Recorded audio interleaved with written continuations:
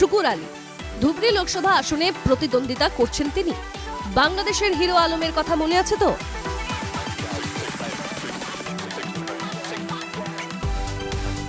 Hero আলমের Dhubri version হলেন শুকুর আলী। तुझको रखा था मैं पलकों में अपने, रातों में अक्सर आते थे सपने। ইতিমধ্যে ইউটিউবে মুক্তি পেয়েছে তার বহু রোমান্টিক ভিডিও।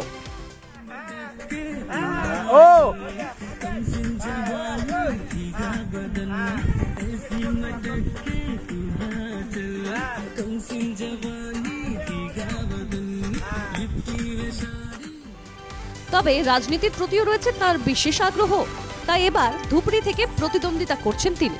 বিপক্ষে রয়েছেন আজমল, রকিবুলের মতো বাঘা বাঘা রাজনীতির খেলাড়ি।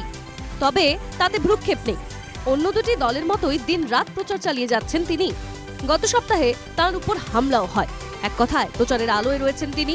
বৃহস্পতিবার ধুবড়ীতে এক জনসভায় মুখ্যমন্ত্রী বিরোধীদের সমালোচনা করে বলেন, আজমল, রকিবুলকে ভোট দেওয়ার চেয়ে শুকুর আলীকে ভোট দেওয়া অনেক ভালো।